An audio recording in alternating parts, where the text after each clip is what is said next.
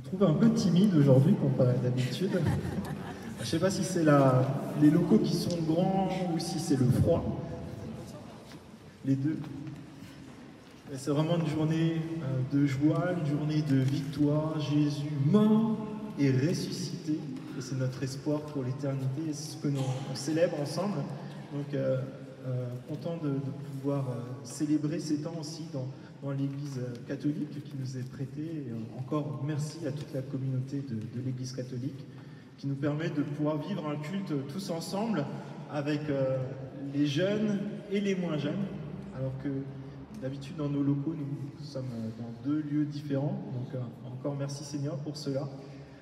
Et c'est bon de pouvoir célébrer ensemble l'objet de notre foi. Et je vais simplement donner quelques informations sur la vie de l'Église. Peut-être si vous venez pour là ou les premières fois, soyez vraiment chaleureusement accueillis. C'est une joie de pouvoir célébrer Dieu, apprendre à le connaître ensemble. Et aussi si vous souhaitez peut-être avoir une conversation, un rendez-vous, n'hésitez pas aussi à vous diriger vers l'équipe d'accueil qui pourra vous mettre en relation. Si vous avez des questions sur la foi chrétienne, sur l'Église, on sera très content de pouvoir se retrouver autour d'un café ou d'un thé. Et je ne veux pas donner les informations pour cette semaine. C'est une semaine peut-être on va se reposer un peu, on va profiter de la famille. Et il y a peut-être 1 ou 2 groupes de maisons qui auront des rencontres, mais scrutez vos mails cette semaine. Voilà, je pense que j'ai dit l'essentiel pour les annonces, mais l'annonce principale, c'est Jésus est vivant. Amen. Et je vous propose d'ouvrir ensemble la Bible. Donc, on va l'ouvrir en Marc au chapitre 15.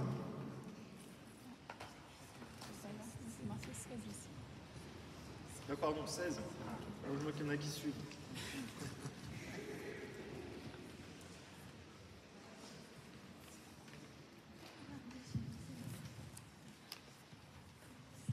Et sinon, vous l'avez aussi à l'arrière de votre feuillet.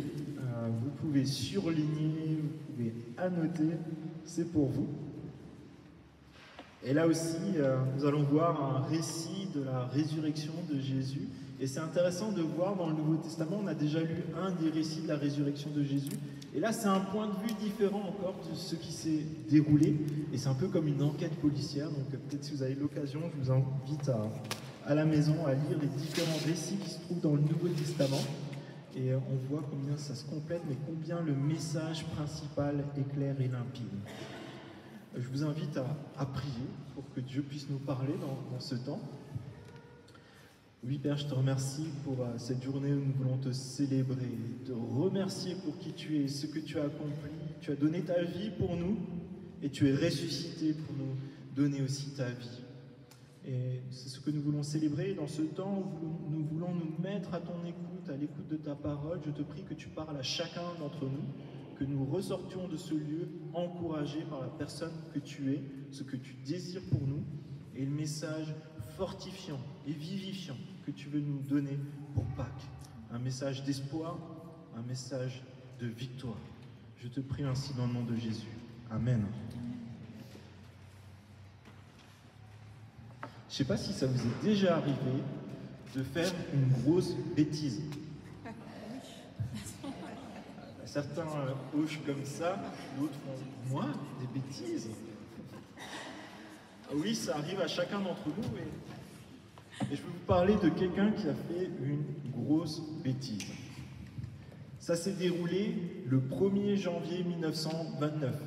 Comme quoi, il y a une bonne façon de démarrer l'année. Et c'est durant un match de football américain. Il y a un joueur qui s'appelle Roy, il attrape le ballon et quelqu'un le percute et puis il perd un peu ses repères, il ne sait plus trop où il en est. Puis il attrape le ballon et il est motivé. Et il court à travers tout le terrain. 70 mètres. Tout le monde se met en face de lui pour essayer de l'arrêter. Même sa propre équipe est en face de lui. Et il arrive et il marque. Seul problème, Roy a marqué contre son camp. Il vient de courir comme un dératé 70 mètres en évitant tout ce qui bouge pour marquer contre son camp. Un match qui se déroule dans un stade de 60 000 personnes. Mettez-vous à la place de Roy. La mi-temps arrive, les joueurs se rendent dans le vestiaire, et là, tout le monde se pose une question. Les spectateurs se posent cette question. Roy se pose cette question. L'équipe se pose cette question. Que va faire l'entraîneur? Roy, lui, il se met dans un coin du vestiaire, dans un banc, et il prend son veston, il le met sur sa tête, et il attend que ça passe. Et durant toute la mi-temps, durant tout le temps dans les vestiaires, l'entraîneur ne dit rien du tout. Personne ne dit rien. Puis à un moment, on vient toquer, on dit, dans 3 minutes, tout le monde sur le terrain. Et là, l'entraîneur dit une seule phrase. Les mêmes gars sur le terrain pour la deuxième période. Les mêmes gars sur le terrain pour la deuxième période. Toute l'équipe se lève, se met en route, mais Roy, lui, reste dans son coin, caché, et l'entraîneur va le voir et lui dit « Roy, tu m'as entendu? Va sur le terrain !» Et là, il y a Roy qui enlève doucement son veston, le visage humide, en larmes, au bout de sa vie, et il lui dit « Coach, je ne peux pas faire ça. Je t'ai ruiné, je me suis ruiné, j'ai ruiné l'université de Californie, je ne peux pas faire face à cette foule. » Et l'entraîneur lui répond « Roy, lève-toi et retourne sur le terrain. Le match n'est qu'à moitié terminé. » L'entraîneur lui tend la main, le tire, et Roy se lève et va sur le terrain. Et ce match est resté dans les annales pour 2 raisons. Il est rare qu'un gars se plante à ce point devant 60 000 personnes. La deuxième, c'est que la façon dont Roy s'est battu dans la deuxième période de ce match est restée dans les mémoires. Tous ceux qui étaient en face de lui, ils ont dit « J'ai jamais vu un gars aussi combatif que lui ». Peut-être vous n'avez jamais échoué de la même manière, aussi visible, aussi colossale, devant 120 000 yeux ouverts sur vous qui vous scrutent. Normalement, nos échecs, on les garde pour nous.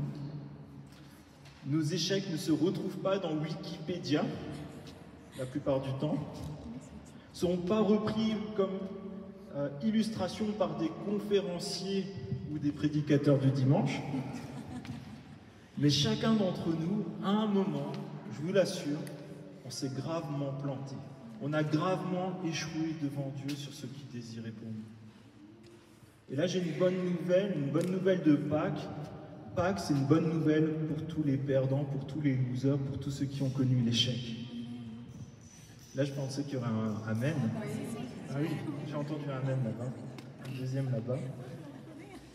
La résurrection de Jésus est plus forte que nos échecs. Pourquoi? Jésus est ressuscité. Et Jésus relève ses disciples. Et l'évangile est pour ceux qui reconnaissent qu'ils ont besoin de Jésus, qu'ils reconnaissent qu'ils commettent des erreurs, des échecs, des péchés, mais que Jésus est victorieux. Et je vous propose qu'on puisse lire du coup ce texte qui se trouve dans Marc 16, verset 1.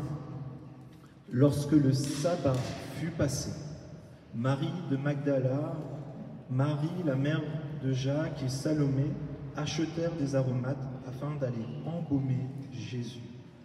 Le dimanche, elles se rendirent au tombeau de grand matin, au lever du soleil. Elles se disaient entre elles, « Qui nous roulera la pierre qui ferme l'entrée du tombeau ?» Mais quand elles levèrent les yeux, elles s'aperçurent que la pierre, qui était très grande, était déjà roulée. Elles pénétrèrent dans le tombeau et virent un jeune homme assis à la droite, habillé d'une robe blanche, et elles furent épouvantées. Il leur dit, « N'ayez pas peur. Vous cherchez Jésus de Nazareth, celui qui a été crucifié. Il est ressuscité. Il n'est pas ici. Voici l'endroit où on l'avait déposé. Mais allez dire à ses disciples et à Pierre qu'il vous précède en Galilée. C'est là que vous le verrez, comme il vous l'a dit. Elles sortirent du tombeau et s'enfuirent, toutes tremblantes et bouleversées. Elles ne dirent rien à personne, car elles étaient effrayées. Jésus est ressuscité. Et je voudrais qu'on reste sur deux phrases qui sont vraiment percutantes dans ce texte. N'ayez pas peur. Vous cherchez Jésus de Nazareth, celui qui a été crucifié. Il est ressuscité. Il n'est pas ici. Et je me suis posé cette question et je me la pose. Pourquoi Jésus devait-il être crucifié ?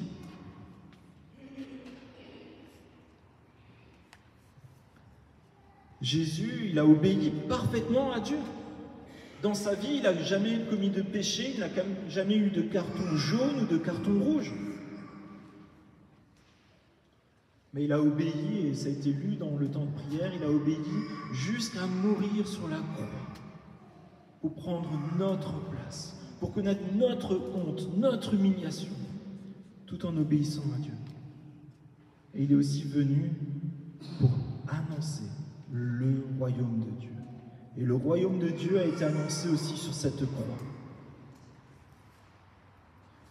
Le royaume de Dieu, ça implique les règles de Dieu pour les hommes, pour chacun d'entre nous.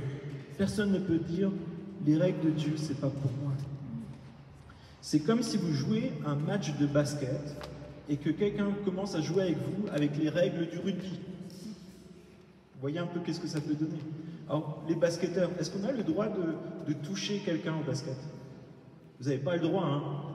Et imaginez un gars qui a l'habitude du rugby, et la première chose qu'il voit, il voit quelqu'un avec un ballon dans les mains, et il le plaque, et ils font une tour humaine sur lui.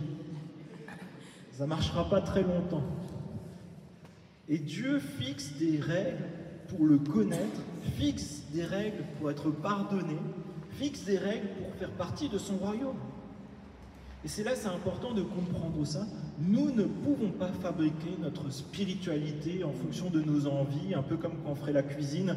Hop, j'aime bien rajouter du sucré salé, donc hop, je rajoute du sucre, du piment, et ainsi de suite. Non, nous ne pouvons pas fabriquer notre spiritualité. Nous ne pouvons pas fabriquer notre Dieu sur la base de nos envies. Sinon, ça veut dire quoi? Ça veut dire que nous prendrions la place de Dieu. Mais c'est Dieu qui est Dieu. Et Jésus donne une règle simple, qui est limpide et compréhensible pour chacun d'entre nous. Nous ne pouvons pas gagner le match de notre vie et emporter la vie éternelle par nous-mêmes. Nous n'en avons pas les forces, nous n'en avons pas la possibilité, et on part avec beaucoup de points négatifs avant même de commencer. Le bien que nous pouvons faire, les buts que nous marquons ne peuvent pas compenser toutes les fois où nous courons dans la mauvaise direction comme Roy. Dans notre vie, chacun d'entre nous a déjà fait ce que Roy a fait. Où nous courons, ou parfois nous marquons des buts contre notre camp, volontairement ou involontairement. Pour gagner, les amis, nous devons avoir Jésus dans notre équipe. Est-ce que Jésus est dans ton équipe ce matin? Et Jésus, il te le faut en buteur et en gardien. Je ne sais pas si vous avez déjà joué au baby-foot. Ceux qui ont fait les études longues. Oui. Ok. Alors moi, quand je jouais au baby-foot au lycée, on avait une règle qui s'appelait la repêche. Vous voyez ce que c'est? Personne n'a fait de baby-foot? Ça veut dire que quand vous marquez un but, vous pouvez aller attraper en même temps la balle que vous venez de marquer, et ça vous permet de diminuer le nombre de buts que vous avez encaissés. Tout le monde m'a suivi?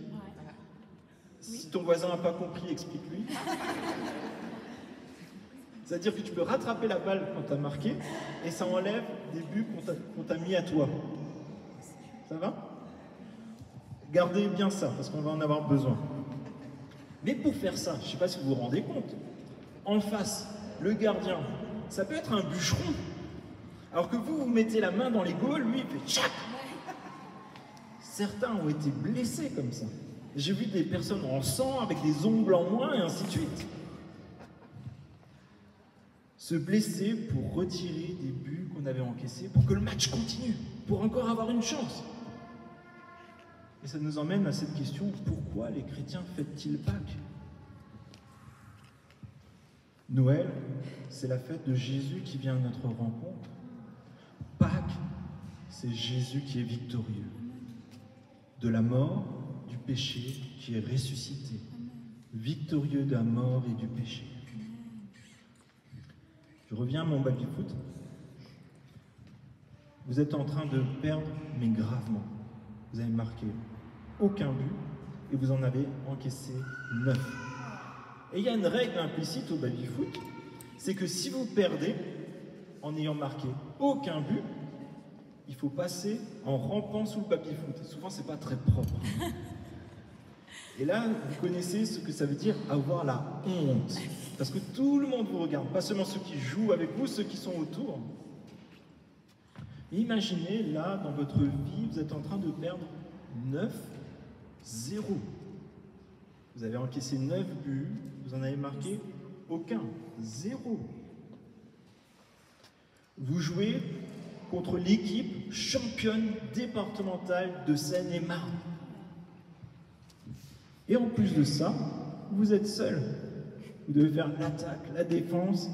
Et en plus, vous n'êtes pas très doué, en plus, visiblement. Et il ne reste plus qu'une seule balle en jeu. Et pour compliquer les choses, si vous perdez, vous mourrez. Ça met un peu la pression. C'est pas juste la honte, c'est vous perdez tout sur une balle, un jeu. Que faire?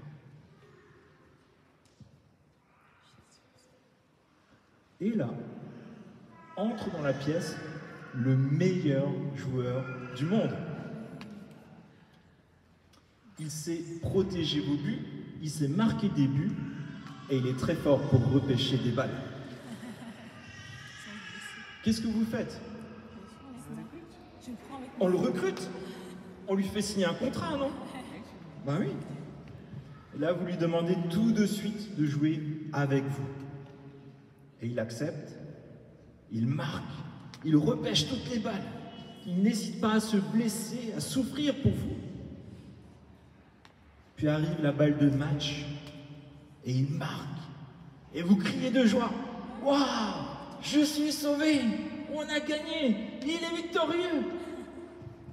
Et Pâques, c'est la fête de Jésus qui est victorieux.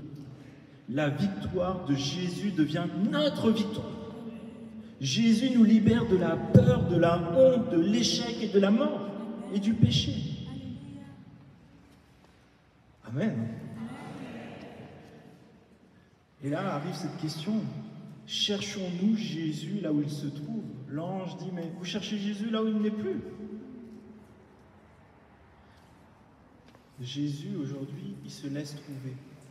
Et vous pouvez le trouver avec ce qui nous laisse ses enseignements, sa parole qu'on appelle la Bible, afin qu'on puisse le connaître, qu'on puisse le chercher, et surtout que Jésus nous trouve. Laisse-toi trouver par Jésus ce matin. Tu peux faire confiance à Jésus. Si Jésus a traversé la souffrance, la mort et qu'il est ressuscité, tu peux lui faire confiance. Tu peux placer ton espérance, tous tes espoirs en Jésus. Et ce matin, j'ai envie de te dire, n'aie pas peur. N'aie pas peur. Dieu est puissant, il est riche en compassion. Jésus est ressuscité, il est victorieux. Et Jésus nous invite à le découvrir, à le connaître en tant que personne. Peut-être aujourd'hui, tu le connais comme personne historique, celui qui a créé des dates, par exemple. Mais aujourd'hui, je t'invite à le connaître comme une personne, comme celui qui te propose d'être dans ton équipe, qui te propose d'être ton leader, ton chef, ton sauveur. Tu peux lui demander ce matin d'être dans ton équipe, de faire partie de l'équipe de Jésus, d'être son disciple. Et Jésus te dira oui. Il fera même encore plus, il te dira, tu fais partie de la famille. Vous partagerez sa victoire, sa vie, pour toute l'éternité. Pour ça, c'est pas très compliqué, mais ça nous coûte parfois, c'est difficile à le faire, mais il suffit de constater qu'on a besoin de Jésus, qu'on n'y arrive pas par nous-mêmes. Lui dire, voilà, j'ai des échecs, j'ai des choses que j'aimerais faire, j'y arrive pas. Je fais du mal à des personnes que j'aimerais aimer. Je sais que j'arrive pas à obéir pleinement à tes règles. Par moments, je me retrouve plutôt à faire du rugby. Et lui demander pardon, lui dire, je viens tel que je suis, je te demande pardon pour mes échecs, je te demande pardon pour mes péchés. Et lui demander de nous aider chaque jour à vivre selon son royaume, selon ses règles, selon ce qui est bon pour nous, ce qui plaît à Dieu. Et enfin, il y a une deuxième partie aussi de ce message qui nous parle de Jésus qui relève ses disciples. Alors, on l'a vu, on a déjà tous connu des échecs, mais parfois on idéalise les disciples de Jésus. Et j'ai juste envie de vous dire qu'est-ce qui s'est passé quelques heures avant que Jésus soit arrêté, souffre, soit mis sur une croix et ressuscite. Quelques heures avant de tous ces événements, ils sont en train de se disputer entre eux et ils se posaient la question, qui est le plus grand? Qui est le meilleur? Qui aura les meilleures places? Qui pourra être le chef avec Jésus? On retrouve Judas qui est en train de piquer dans la caisse, Judas qui vend Jésus pour quelques pièces d'argent. Jésus leur dit, ça va être dur pour moi dans les prochaines heures, priez avec moi. Qu'est-ce qui se passe? Tous les disciples s'endorment autour de lui, ça se trouve, il ronfle. Jésus leur annonce qu'il va être pris et livré pour être jugé et mourir. Que fait Pierre? Il coupe l'oreille d'un garde du temple, que Jésus est obligé de recoller. Les disciples, au moment où Jésus est pris, ils s'enfuient tous. Il y en a même un qui dit, je me suis enfui, j'ai dû abandonner mon vêtement parce que je pense que quelqu'un l'a attrapé. Donc il a couru tout nu dans les rues. Pierre, il a dit, jamais je te lâcherai. Il a renié Jésus. Mais les autres, c'est pas mieux. Ils sont tous partis, ils n'ont même pas essayé. Tous les disciples se cachent, y compris quand on leur dit que Jésus est ressuscité. Et au final, aucun des disciples qui a passé 3 ans avec Jésus, alors que Jésus leur dit « je vais mourir, je vais être arrêté et je vais ressusciter », ne croit en la résurrection de Jésus, alors que certains leur disent « on a vu Jésus ressusciter ». Comme quoi, même les disciples de Jésus, on peut se reconnaître un peu en eux, non? Et Pâques, c'est un message d'espoir pour tous ceux qui connaissent l'échec, pour tous ceux qui commettent des erreurs, pour tous ceux qui disent « j'y arriverai jamais ». Merci Seigneur. Alors quel est le message de Jésus ressuscité à ses disciples, à Pierre, à toi et à moi? Mais allez dire à ses disciples et à Pierre qu'il vous précède en Galilée. C'est là que vous le verrez, comme il vous l'a dit. Cet ange rappelle aux disciples un rendez-vous que Jésus leur a donné. Jésus leur avait dit, vous irez en Galilée, je vous y retrouve. Vous avez un rendez-vous divin avec Jésus ressuscité. Qu'est-ce que vous auriez fait à la place des disciples avec un ange qui vous fait passer un mot comme ça? C'était une vraie question. Hein. Est-ce qu'on aurait fait différemment d'eux? Non, je crois pas, non. Bah, qu'est-ce qu'ils font? Ils ne croient pas les femmes. Ils disent, oh, ils ont dû avoir un coup d'émotion. Qu'est-ce qu'ils font? Ils se cachent dans une maison qui est fermée à clé. Et c'est là que Jésus est obligé d'aller en personne les chercher et leur dire, les gars, on a un rendez-vous, alors vous vous mettez en route, vous sortez du vestiaire maintenant. C'est décrit quelques versets plus loin dans le passage, dans votre Bible, verset 14. Enfin, il apparut aux 11 pendant qu'ils étaient à table, et il leur reprocha leur incrédulité et la dureté de leur cœur, parce qu'ils n'avaient pas cru ceux qui l'avaient vu ressusciter. Est-ce que par moments on n'est pas aussi un peu incrédule, pas aussi un peu dur dans notre cœur? Et vous savez ce que moi j'aime dans les récits bibliques, c'est leur authenticité. L'évangile de Marc, il est rédigé par Pierre. Enfin, Marc. Mais Marc, c'est quelqu'un qui est proche de Pierre. Donc c'est fort probable que Pierre dise à Marc, écris ce qui s'est passé. Écris nos bourdes, décris nos échecs. Tout le monde doit savoir combien Jésus est patient, compatissant avec nous, et qu'il est victorieux, et qu'il va nous chercher dans nos vestiaires, dans notre honte, pour nous restaurer. Malgré nos échecs, notre honte, Jésus ne nous laisse pas dans le vestiaire. Je ne sais pas vous, mais si vous deviez écrire votre biographie, si on devait écrire votre page Wikipédia qui restera gravée pendant des millénaires dans le web, est-ce que vous décririez vos échecs, vos doutes, vos désobéissances, vos péchés? Et c'est là, je pense qu'il y a un enseignement. Plus nous serons authentiques, aptes à confesser nos manquements à Dieu, plus nous constaterons combien Jésus est bon, que Jésus est puissant malgré nos faiblesses, que Jésus est victorieux. Et les disciples, finalement, après que Jésus est venu les sortir de leur vestiaire, ils se rendent finalement en Galilée, là où Jésus leur a donné rendez-vous déjà il y a longtemps. Jésus attend ses disciples et il nous attend, je pense, ce matin aussi pour nous fortifier, nous encourager dans notre foi et peut-être nous relever. Peut-être des mois et des semaines que tu as des doutes, des mois et des semaines que tu ne trouves peut-être plus de sens à ta foi. Ce matin, Jésus veut te relever, il veut t'encourager, il veut te dire, la foi que tu as, ce n'est pas en toi, c'est en Jésus ressuscité, victorieux, qui te dit de sortir de ton vestiaire. Et comment Jésus a fait pour relever ses disciples? Il organise une partie de pêche miraculeuse. Dans la simplicité se passe le surnaturel, le miracle. Jésus leur prépare un bon barbecue. Il mange avec eux, il parle avec eux.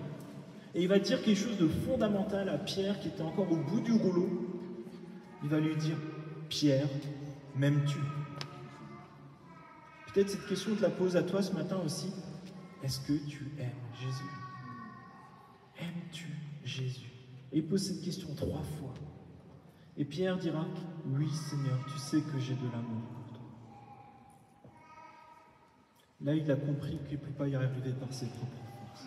Ce matin, j'ai envie de te dire, tu n'y arriveras pas par tes propres forces. Mais tu peux dire, j'ai de l'amour pour toi, je sais que tu es victorieux, je sais que tu es ressuscité. Et Pierre, à ce moment-là, il le restaure et lui dit, prends soin de mes brebis, prends soin de mes frères et sœurs, prends soin de ceux que je te confie. Et je crois que Jésus nous lance cette même invitation ce matin à le connaître tel qu'il est réel. Est-ce que tu connais ce Jésus qui est une personne qui t'attend au coin du barbecue pour discuter avec toi? Pour passer du temps avec lui dans la prière, dans la lecture de la Bible, avec tes frères et sœurs dans la louange, dans l'adoration. Et qui te rappelle qu'il a des beaux projets pour toi. Des projets qu'il a préparés d'avance. Ce matin, si tu es dans le vestiaire, sors du vestiaire. Tu as un rendez-vous divin avec Jésus. Il est peut-être temps de lui répondre, d'aller là où il t'attend. Ne refuse pas de te rendre à ce rendez-vous. Ce rendez-vous, pour certains d'entre nous, c'est peut-être pour être réconcilié avec Dieu. Pour dire, voilà, maintenant je veux vivre selon les règles de ton royaume. Je vois que j'ai besoin de Jésus. Ce matin, je dis, j'ai besoin de Jésus. Peut-être te relever dans ta vie chrétienne où actuellement tu ne sais pas où t'en es. Jésus, c'est peut-être plus le centre de ta vie. Ce matin, c'est l'occasion de dire, oui, c'est Jésus le centre de ma vie. Jésus victorieux et ressuscité. Peut-être c'est pour te relever dans ton service, dans ce que Dieu a préparé pour toi. C'est l'occasion de dire, oui, je suis ton serviteur, je veux simplement faire ce que tu attends de moi. Et Pâques, je crois que c'est le bon jour pour plier les genoux devant Jésus.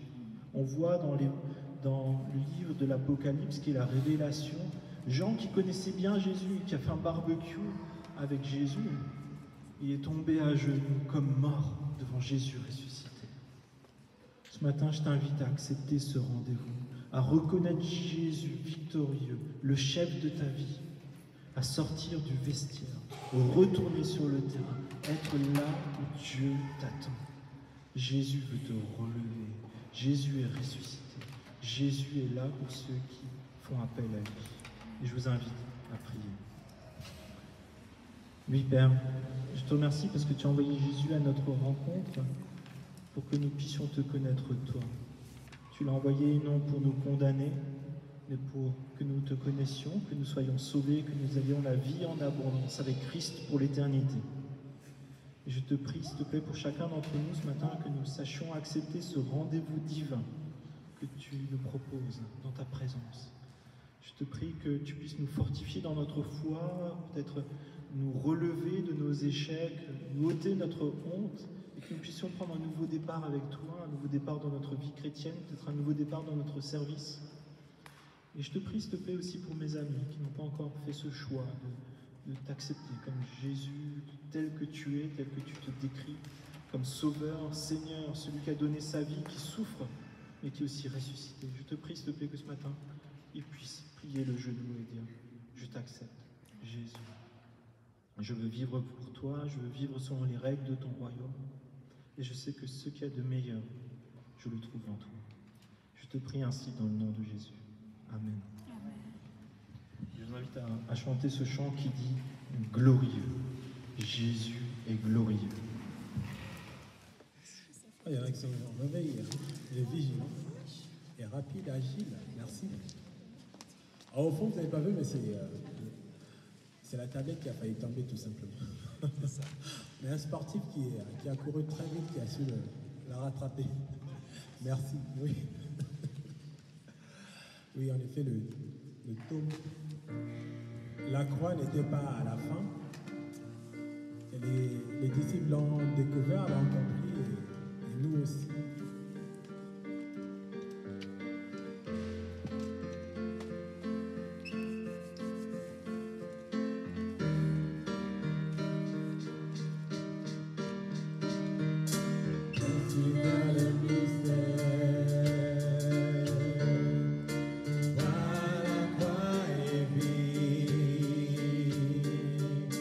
Voilà ressuscité.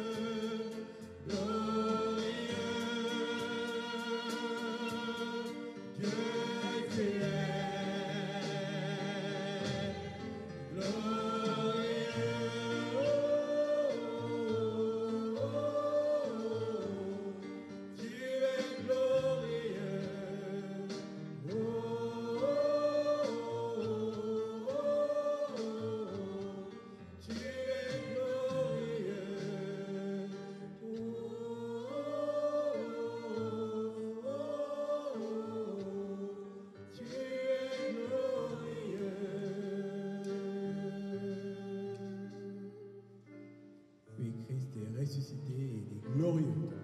Voilà, se termine notre culte de Pâques. Bonne journée et continuez à fêter ça, en tout cas, à vous réjouir de ça. Christ est vivant et vous êtes vivant avec lui aussi si vous croyez en lui. Bon dimanche et bonne semaine et merci encore pour nos amis les catholiques qui nous ont prêté leur locaux.